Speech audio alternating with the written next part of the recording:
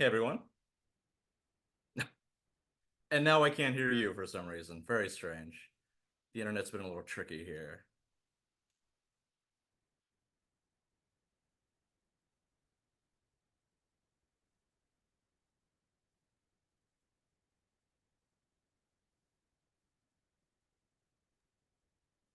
I think we're good whenever you're ready, James. Oh, okay. You want me to start? I didn't know if you were going to introduce everybody and Yeah, then one sorry, by I one. was I was just trying to let some people in.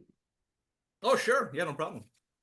Yeah, I figured I might as well start off with a few from the new one from Roadside, Cistern Latitudes. Um, yeah, I will start with the first poem in the book, Strays.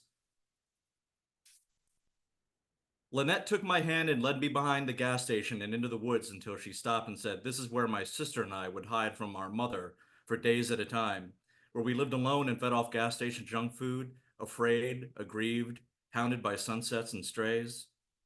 Then she'd stare into the middle distance, lost to some other time, but not some other place. It was this place here now, forever haunted by things no child should experience, until we walked back to the car to find a dark bar to drink and speak of other things, as the Southern California sun raged with fevered despair, sweeping at its weeping at its useless might, until one day it too might fall into the roiling emerald gray Pacific to meet the great mother of us all. Sorry about that. Thank you. The next one in the collection is a short one, but it's a favorite. It's called Conjoined, and it sums up the collection a little bit. The feeling that you're in a place and something very important happens there, and years and decades and centuries can go by, and there's a part of you that's still there in that place. And this one's called Conjoined. There you are, there you were, a ghost among the dacite rocks lining the coast of Pacific Grove, where Steinbeck once scrounged for crab and mollusk, clam and fish, to feed his starving wife and self. A ghost among the many, alone among the stones. How many of us stand there now and stare out to sea, out to the waves beckoning us to join them? Are you there now? Am I, alone as the waves overlap? Ghosts conjoined by time and place, the dacite rocks, igneous, volcanic, as you were, as you forever are. Thank you. Um, yeah, I'll read a couple more short ones from the collection. This is Transference. Again, it kind of goes along with the theme. Just because you're gone doesn't mean this place is finished with you. The dust motes in the sunlight ebb and float out among your around your shape, the love you held in your heart as kinetic as ever, your soul resting in inverse to time, to space, to the stillness of this room without you. I just posted this one a few days ago on Facebook. It's a very short one, but it's one of my favorites in the collection. It's just simply called Tulip. The red tulip waits on the table, an eyelash of the gods, a remnant of what was, now wilting, fading, holding on without water or sleep in the sun. Um, yeah, another short one. Why not? Get all the short ones out of the way. This is prophecy. A guardrail bent and demented, twisting into the darkness as we pass. Some bad omen of humanity's fate, a car crash we won't see coming. And whoever comes next will understand as little as we do now, passing in the night.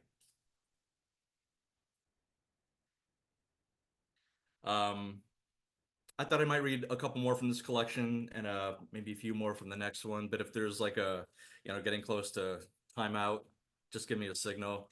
And thanks. We'll keep rolling. All right. This is Pastoral. Sit behind the final row of homes at the furthest edge of town, the expanse of tall grass swaying pale in the moonlight, lightning bugs galaxial sparkling by the thousands all the way out to the opaque tree line, the distant fringe of other, ethereal and eternal, a barrier that also beckons somehow, coy in meaning and intention, like a watchful dog that may yet bite. Dark and impenetrable, monastic, the jagged pine tree Tree line of the world opens up and swallowing the moonlight, all it can gather here. The light of humanity blinking out down the line of homes, the kitchen windows yellow and sharp, televisions glowing pale blue, little porch lights, little solar walkways into gardens, out they go, leaving only the lightning bugs, the moon, a single dog barking in the distance until it too gives way to the orchestral movements of the wind in the distant branches. Tall grass, crickets, a feeling of dire isolation at the edge of all things, crossroads of civilizations. It will pass, all this, the trees and the homes and the television signals. It will pass.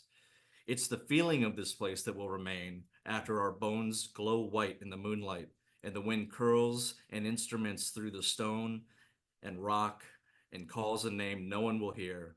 After all else is gone, this will remain.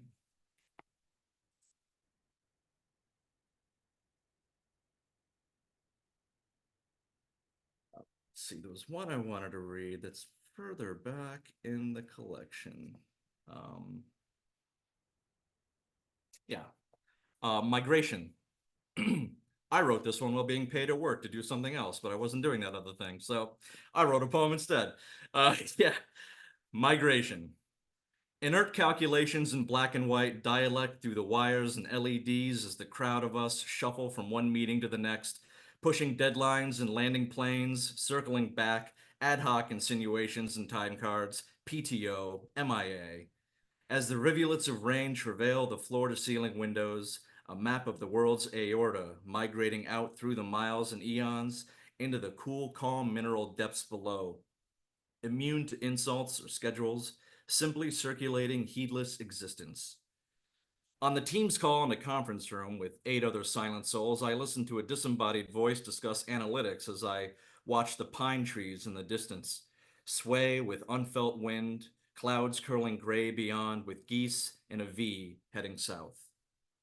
I feel my heart beating and listen as the world goes silent. Someone looks my way, summoned, awaiting my reply. I watch the V of geese pass out of sight and begin to speak. Thank you, thank you, thank you to all the silent clapping I can kind of see on the screen. Uh, yes, I'll read one more kind of quiet, calm little poem here. Yes. Canoe. Oar and paddle into the wrinkled mirror skin of the lake. Salmon pink skies overhead, reaching past infinity for neon and magic. The loon calling lonesome as the sun fades to blue and purple and black.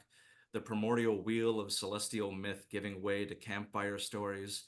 Footsteps in the dark. Water lapping as children nestle into sleeping bags, and I sit and stare at empty chairs, worrying about what lies in wait over the next horizon. What fevers we have created to mire the goodness of this world.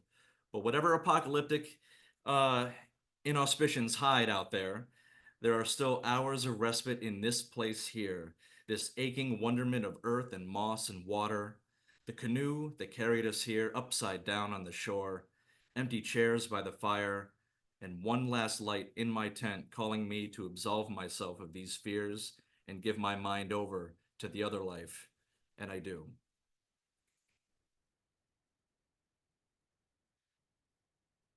Thank you. Um, yes. I'll read one or two more here. Um, this one goes out to my old dog, Rocky. Um, All You Can Carry. It's a super fun poem about how he died. Get ready. He doesn't see me. He sees a figure, a shape, and he takes an awkward step or two before he realizes it's me, doddering closer, holding himself against my chest as I kneel before him, his breathing, his panting. Collar loose, his hair becoming my hair, clinging to my clothes and face. Time wanes against us both. I know this will not happen again and again and again, only again, and that's it. And when it's over, the steps in front of the empty house will groan when I arrive, but only just for me. I will stand idle and alone in the cold October wind, as if all that came before was a shapeless void that I cannot bear to carry, but I will. Thank you. I will read one more poem in this little collection. I'll knock out a couple from another one, and I'll hand it back over. Um, Wanted to read. I should have set this up before I got on the call. Read that one. Where is it? All right, here it is. Sorry. Yes. Imminence.